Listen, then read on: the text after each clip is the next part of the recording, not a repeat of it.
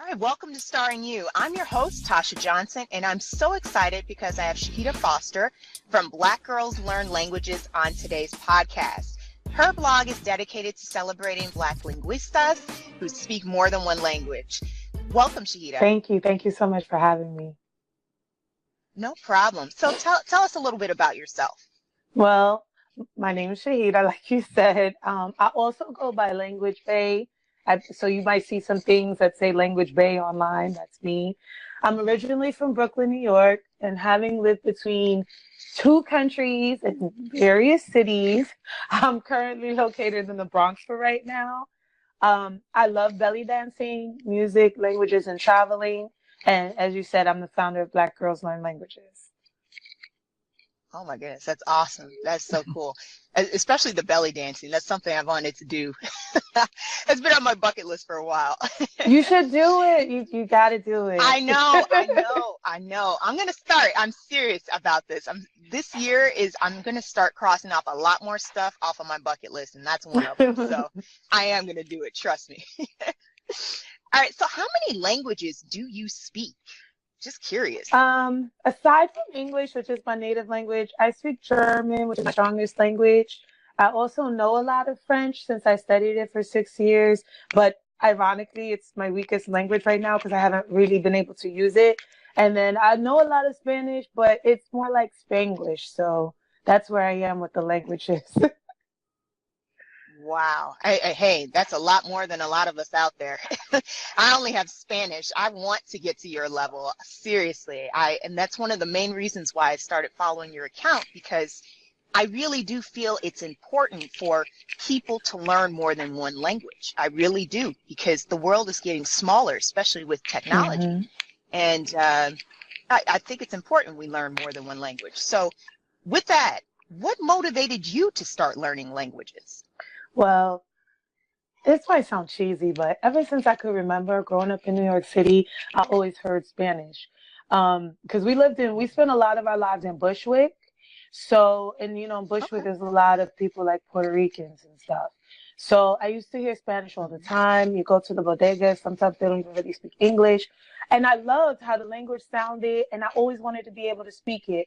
So when I was little, I would like pick up little things here and there, like if they would say words and I could figure out from the context what the word was. Like there's stuff I learned when I was like a kid that like I still know.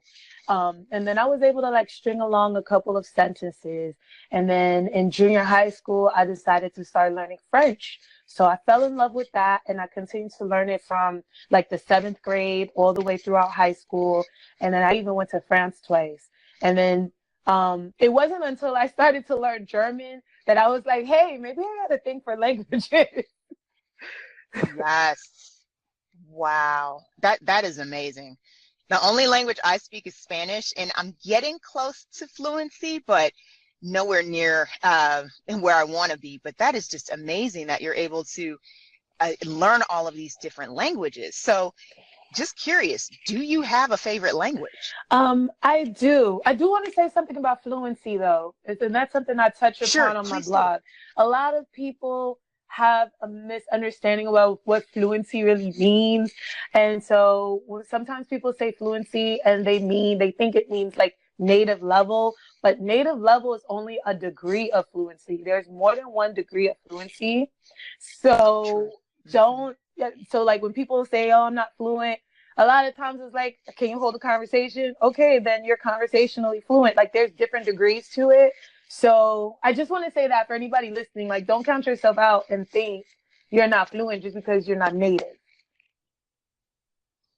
Thank you so much for clarifying that. And that's something I actually need to get over because I'm being honest, because I have been studying Spanish for what I feel like is like a ridiculous amount of time. But again, we're always continuing to learn. It's something I will never give up on, but you're right.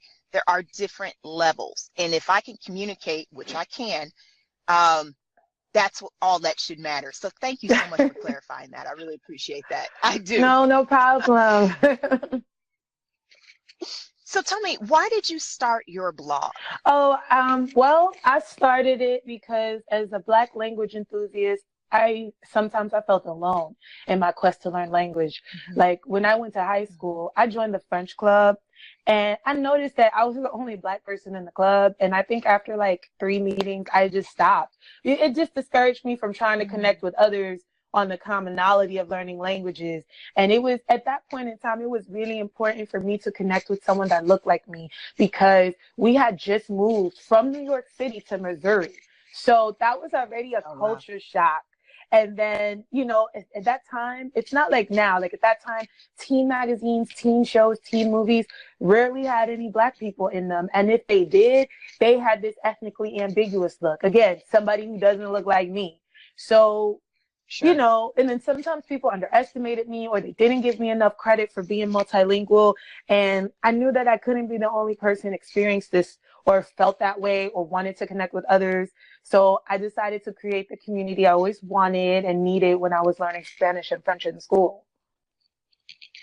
Wow. And guys, if you haven't done so already, you definitely need to check out her site. It's it really is fantastic. And it was kind of funny. I came across your site because I was feeling kind of the same way. I'm like, it's kind of funny. Like I had been traveling and people were somehow amazed that I was able to speak a different language. And I'm just like, there's a lot of us. I'm sure there's more than me just out there. And it brought me on a quest to figure out, I would love to see who else is out there. And I came across your account. And it's one of my favorites, guys. So I really want you to check out her blog. It's definitely quality content, and it's going to inspire you to learn another language. So what is your favorite? This is kind of a weird question, but we all have one. What is your favorite foreign language word and why? That's a good question. It always seems so weird because I had this conversation a long time ago with an ex of mine, and he didn't really speak. This was in Germany. He didn't really speak English, and I spoke German with him. Mm-hmm. And he was like, I just laughed because I always think about when he told me his favorite English word was orangutan. I was like, really? Like, really? So that's why when people ask me my favorite word, I just think back to that. But my favorite word for Spanish is extrañar. Like, the X and the N together sounds so sexy. So I like to say, like, te extraño. Like, I like that. I know it sounds weird to people who speak Spanish, but natively. For French, I would say my favorite word is mignon. I just like that Enye sound, I guess. And then for German, I'm not really sure. I don't really have a favorite word, but I have like a favorite set of words. Like, I like words that have a lot of syllables, like serialisiert or Studentenwohnheim or Wohngemeinschaft. Like, I don't know why, but I like to tackle those long syllable words.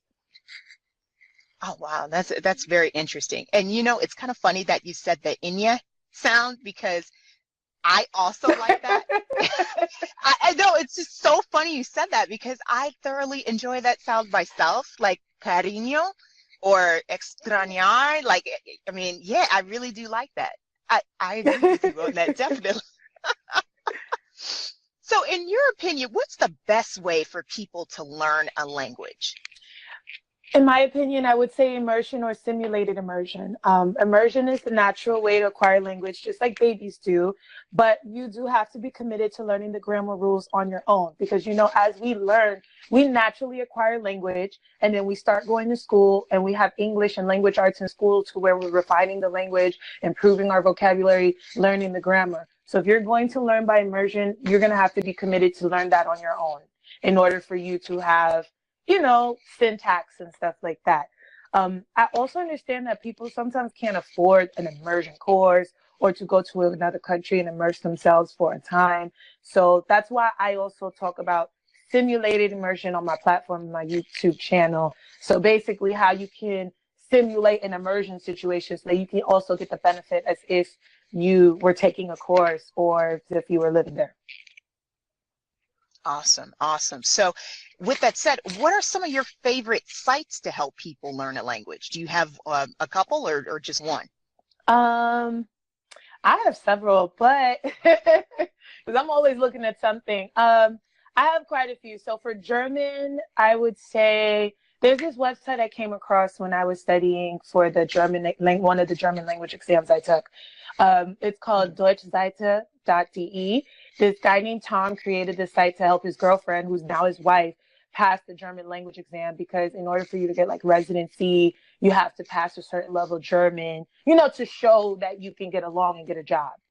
So he kept the site up even after she was, she's in Germany now, but it's really good. I also like the Deutsche Welle website. There's a section specifically for German learning, and it's like an interactive course that's free with content. It's comprehensive. It builds upon the previous sections. It goes from absolute beginner to advanced intermediate level, and they have loads of resources for German learning and learning German culture besides like the course that they offer. So that's what I like for German. For French, I like the TV 5 Monde website. It reminds me of the Deutsche Welle website, because it also has like the content that builds upon previous sections, going from beginner to advanced intermediate. And then for Spanish, I love studyspanish.com. I don't think there's any free courses on there I haven't seen, but it's a lot of like, the content is comprehensive though, and you can use it. It's like a la carte. So you can build your own study plans from the content they have. Wow, that you are a wealth of information.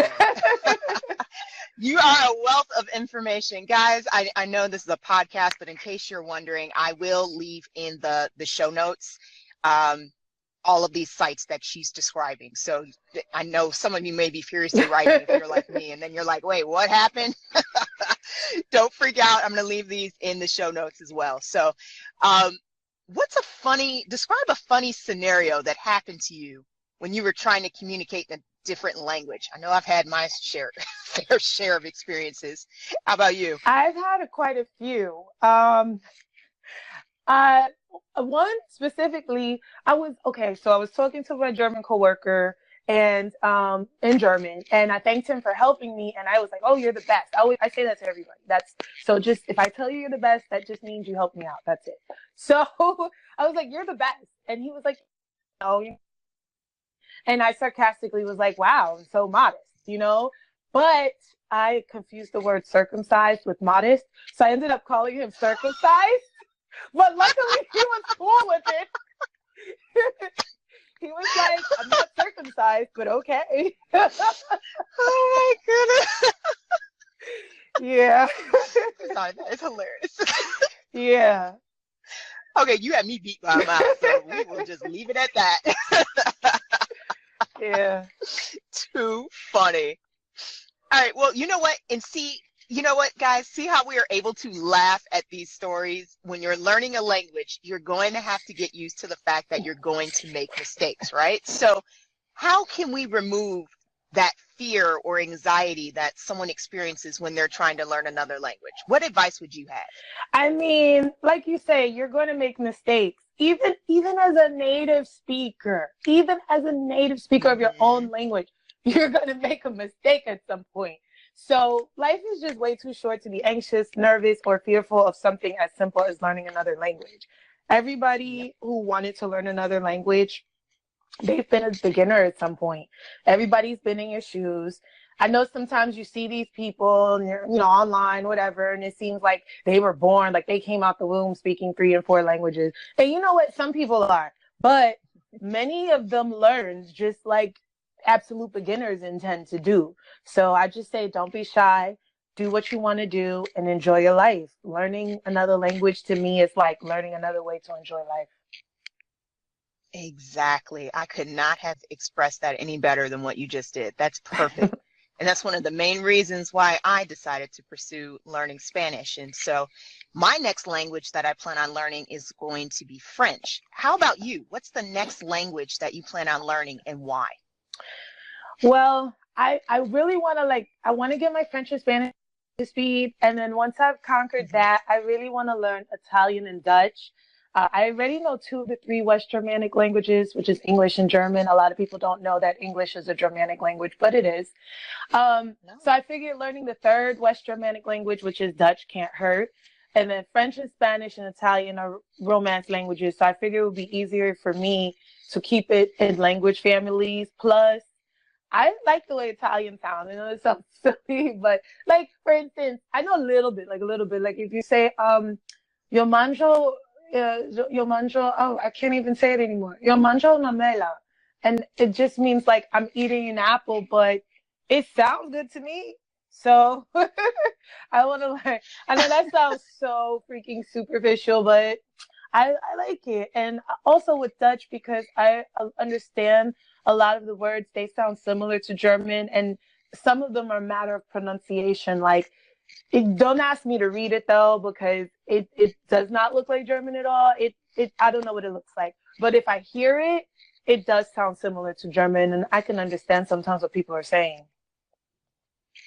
Oh wow. Yeah. I agree with you, especially on the Italian part.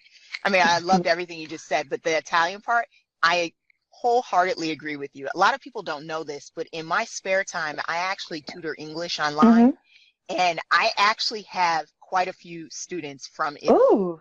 And I just love listening to them talk. It's just I don't know. It just sounds so like I don't know. It just sounds so intoxicating. Like it's just something I just want to learn. I'm like, it sounds like a song that I want to know. So I know what you mean by that. That's funny you said Italian too. So, so how can parents and teachers motivate students to learn a foreign language? Because I know when I was a kid, I did not realize I always thought it was cool to learn. Um, I always wanted to learn Spanish because of my friends, but I never really saw into the future how important it is to learn another language. So how do you feel parents and teachers can motivate students to learn a foreign language? Well, for parents and teachers, I encourage them to be supportive and provide resources and content that will help aid in language learning. For teachers, seeing them to programs, fellowships, study abroad opportunities, or what have you, that the students don't know about, that will give them a chance to gain international experience and international mindset and open their minds to wanting to learn another language. And for parents, it's allowing them to take part in these opportunities and encouraging multilingualism. You would be surprised how many parents discourage it in the name of assimilation or just out of sheer ignorance. Mm-hmm. Yeah, you're right on that. That is sad. Um, yeah, again, great advice, guys. But I mean, you're just expressing everything that I've always felt for the longest time. And, and I don't know, you're just expressing everything that I've always felt. So, um, what opportunities have you been able to take advantage of that never would have existed without learning another language? Well, I was at a plus size fashion event here in New York City a couple of years ago, and I mentioned that I was fluent in German and I was starting this bilingual German blog. That was a plus size fashion blog, which is now a beauty blog that's currently defunct, but that's another story for another day. Anyway, I started this bilingual blog and I mentioned it to the Curvy Fashionista, which was one of the panel speakers, and she immediately introduced me to the CEO of Plus Size Fashion Day. As a result, the CEO invited me to take part and support her event in Hamburg. And I made a lot of connections with other beauty and plus size bloggers in Germany at the show. And it was so crazy because I was following some of them, and like there was like one that I went up to. Her name's Ella. I can't remember. I haven't been on her blog in a while, but I went up to her thinking like, I'm going to tell her that, whatever. So I'm like, hi, I just want to introduce myself. My name is, before I can even say anything, are you La Deutsche Diva? Because that's my blog name. And I was like, yeah. She was like, oh my God, it's so nice to meet you. And here it was, I was going to introduce myself to her and tell her I love her blog. So it was just crazy. Wow. I was like, wow, that made me feel good. And then I also was able to connect with a US-based plus size model. I don't know if you've heard of Liris Cross.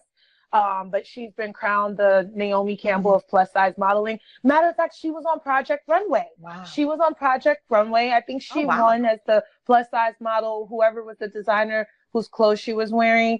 She's doing things. So, and it's so funny. I met her in Germany. Wow. She was modeling at the show.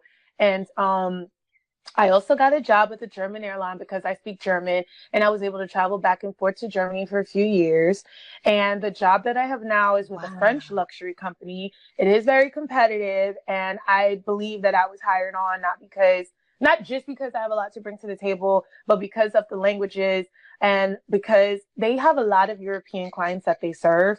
And so as a result, I'm in touch with German, Spanish, and French speaking clients daily.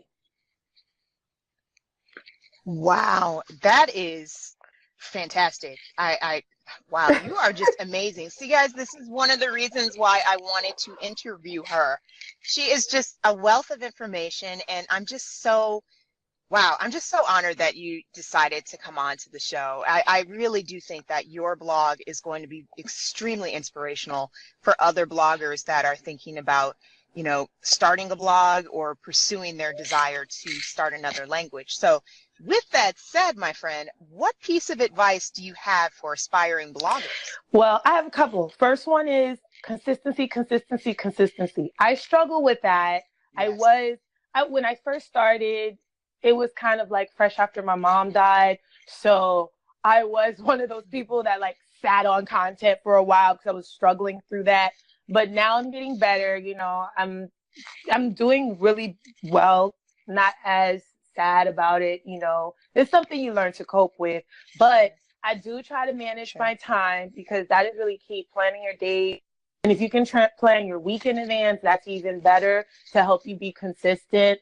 And then also make sure you pay attention to what your audience is telling you. Like, I don't necessarily get direct feedback all the time, but I do notice that certain types of posts get more engagement, and then I'll try to do more of those. So use that direction that they're indirectly giving you to keep putting out valuable content. And then the third thing I would say is don't worry so much about like collaborations or trying to catch the eye of people who are way more Insta famous than you. If you just consistently put out valuable content, people will follow and people will come. You'd be surprised at who's looking at your account, even though they aren't following. Like they keep looking, but they're not following per se. And like for instance, I actually was invited to appear on some podcasts, including this one. And I was also invited to speak at a new language conference called Women in Language next month. And I was really honored. I listen. I couldn't even believe it myself. And I'm also being followed by my favorite German soul singer. Her name is Cassandra Steen, and it's so funny because her music was the first German music I listened to help me learn German. So it's so crazy that she's following my account right now. Wow. Oh my goodness. And first of all, congrats. I mean, congrats on all the success, but especially the panel. I mean, wow, that is fantastic. And that can only come because you took the time to start your blog. Right. You know what I mean, guys? Starting is the first thing that you need to do. And I am just so honored that you decided to come on my podcast. I really am, because I've been following you for a while, and I knew when I wanted to start this podcast that I had to have you on, and I'm just so thankful that you chose to take time out of your schedule to share your blog with us. I really am. I'm honored that you asked me. Like when I saw the invite, I was like, oh my God, yes! And so I'm so honored that you asked me. I'm so grateful. Thank you for thinking of me. I'm so glad to be here. No problem. No problem. Huge thanks to those who are listening to today's show. You can connect with other bloggers and entrepreneurs by joining our free Facebook group called Goal Slayers. If you enjoyed this podcast, please be sure to share it with others by writing a comment on Anchor or YouTube, or writing a review on iTunes or Google Play so others can discover this show as well. Remember, if you're everything to everyone, then you risk being no one. Creating your blog is the first step to investing in yourself and allows you the ability to connect with other people. You never know who you may inspire. See you in the next podcast.